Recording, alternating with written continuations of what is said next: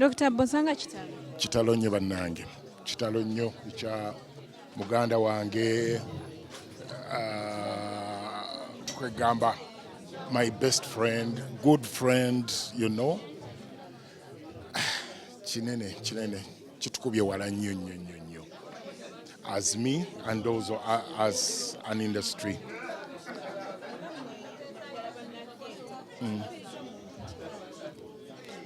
Tufiiriddwa an accomplished actor, that is one. Naye tufiiriddwa nnyo omuntu abadde alina art theatre mu musaayi. Si byakwekozaakoza naye ng'akyagalira ddala nnyo mu bulamu bwe. Era obadde omulaba nga buli we tutuula okwogera bw'ati bannange tukoze tutya okuzza theatre ku ntikko. So he had that passion for art. That is the most important thing about him. Ebirala bibaddewo, abadde mu byobufuzi, abadde mu byagundi, but ky'obadde tosobola kumuggyako kimu kya art mu mutima ogwo, mu mutima gwe, mu bulamu bwe. Yes. Yeah, true. Era ky'ova olaba nti abadde ataddewo campaign ey'okugezaako okuleeta theatre back to the people. Yes, ng'ayagala kugitwala ku ntikko. Era yebadde mission ye, yebadde campaign ye kati gy'abadde aliko. Era nga buli we tusisinkana kyekyo kyaliko. Tukoze tutya, tukole tutya, tukole bwe tuti. Tusobola okuleeta abantu tubakomyewo mu theatre, tukoze tutya.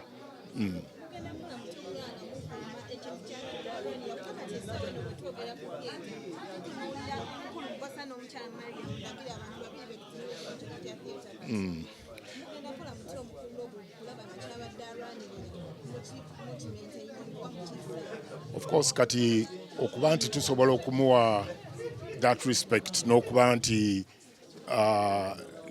tulaga nti tumussaamu ekitiibwa olw'ekyo ekintu kyabadde agezaako okulwanirira.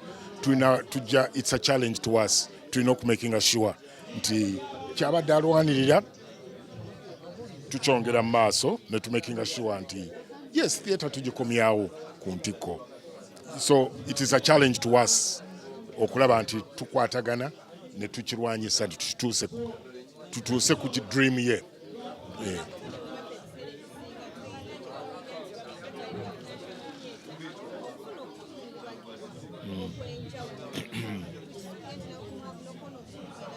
Yes, National Theatre kuffe nga ba artist yali badde nga parliament yaffe, so definitely kitukakatako okumakinga sure nti tugenda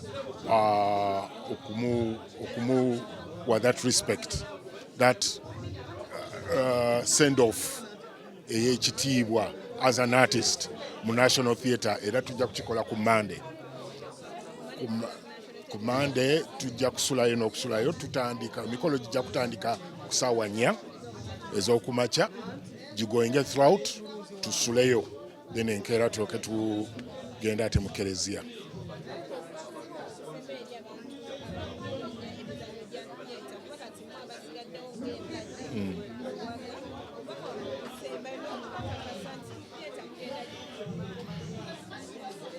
Yes.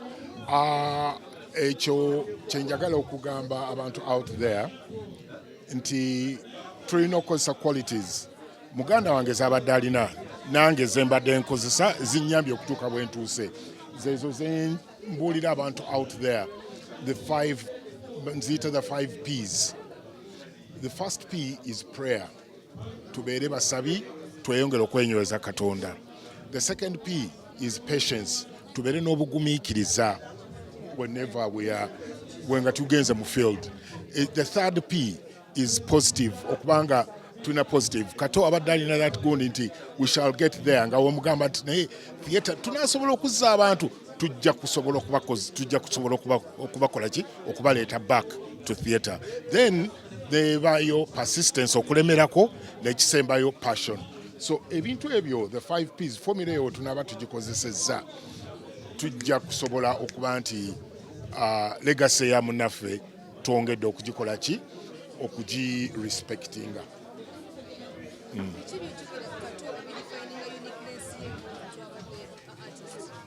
Something unique about him is the way he used to bring out his messages.